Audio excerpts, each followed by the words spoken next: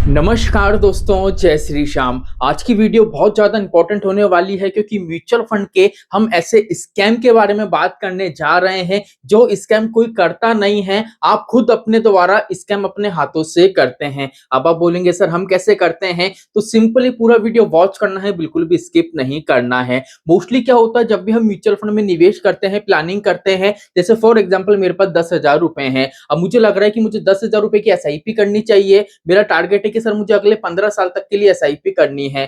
तो हम क्या करते हैं, हमारी सबसे बड़ी गलती क्या होती है, सिंपली हम जाएंगे प्ले स्टोर पे या हम गूगल पे जाएंगे, वहां पे हम ये सर्च करेंगे एसआईपी कैलकुलेटर। अब एसआईपी कैलकुलेटर हम खोलेंगे, वहां पे लिखेंगे 10,000 की एसआईपी करानी है, 15 साल के लिए करानी है। रेट ऑफ इंटरेस्ट आप अपने हिसाब से कोई भी सिलेक्ट करें, कोई दिक्कत नहीं, चाहे 10% करें, चाहे 12% करें, चाहे 15% करें, क्योंकि आप जो फंड सिलेक्ट करते हैं उस अकॉर्डिंग हम रेट ऑफ इंटरेस्ट वहां पे कैलकुलेट करते हैं। लेकिन सर स्कैम कैसा है, स्कैम ऐसा है जो भी कैलकुलेटर के द्वारा आप कैलकुलेशन करते हो, जैसे 10,000 की आप एसआईपी करा रहे हो अगले 15 साल के लिए, तो वहां पे आप जो कैलकुलेशन करोगे, तो अगर हम देखें 15 साल के अंदर टोटल हमारे जो महीने होते हैं वो होंगे 180। एक साल में 12 महीने होते हैं, उस अकॉर्डिंग देखें तो 180 महीने हो गए। तो वहां पे टोटल हमारा जो इन्वेस्टमेंट होगा एसआईपी के माध्यम से टोटल 18 लाख रुपए का होगा। लेकिन आपको पता है म्यूचुअल फंड के अंदर हम जितना पैसा निवेश करते हैं उतना पैसा तो एक्चुअल में इन्वेस्ट होता ही नहीं है, क्योंकि म्यूचुअल फंड में क्या होता है, एक चार्ज होता है एक्सपेंस रेशियो।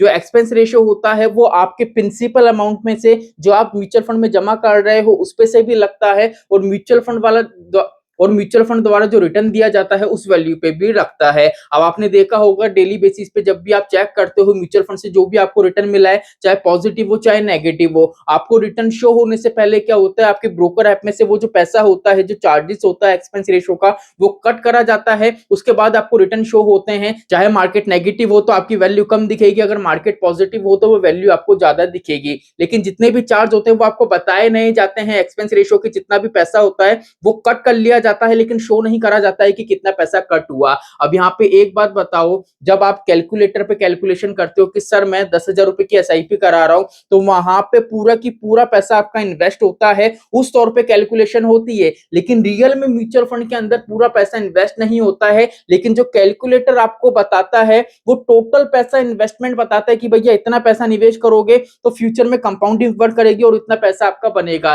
लेकिन सर वो पूरा की पूरा पैसा निवेश नहीं होता है, उसमें एक्सपेंस रेशियो भी लगता है, और वो जो कैलकुलेटर है वो एक्सपेंस रेशियो की वैल्यू कट नहीं करते हैं। तो किस बेस पे वहां पे फ्यूचर में बताया जाता है कि इतना कॉर्पस आप क्रिएट कर सकते हैं। तो आप भी अगर कैलकुलेटर का उपयोग करते हैं, इस तरीके की कैलकुलेशन करते हो, तो आप सबसे बड़ी गलती कर रहे हो, इस गलती से आपको बचना चाहिए। म्यूचुअल फंड की जो प्रॉपर कैलकुलेशन होती है इस तरीके की नहीं होती है। अगर आपको प्रॉपर वीडियो चाहिए कि सर म्यूचुअल फंड के अंदर अगर मान लीजिए हम 10 साल 15 साल के लिए एसआईपी कर रहे हैं, लमसम कर रहे हैं, तो सर टैक्स की वैल्यूएशन कैसी होगी, टैक्स का कैलकुलेशन कैसे होगा, उसमें जो चार्जेस लगते हैं उसका कैलकुलेशन कैसे होगा, जो इन्फ्लेशन है उसको कैसे हम लेस करेंगे, फाइनल कॉर्पस हमारे हाथ में कितना आएगा, ये जो कैलकुलेशन होती है अगर इसको आपको सीखना है तो डिटेल में वीडियो आएगा, कमेंट करोगे तो। लेकिन इस तरीके से आप जो करते हो कैलकुलेटर पे कैलकुलेशन करते हो, ये सही नहीं होती है। क्योंकि अगर हम बात करें तो सेबी ने अभी हाल ही में क्या करा था, म्यूचुअल फंड में लगने वाले जितने भी चार्जेस होते हैं, एक्सपेंस रेशो और एक्सिट रोड के अलावा जो चार्जेस होते हैं, स्टैम्प ड्यूटी होती है, गवर्नमेंट की जो फीस होती है, वो सारी चीजें यहाँ पे हटा दीजिए, और आपका जो एक्सपेंस रेशियो उसमें जीएसटी भी वहां से हटा दी है।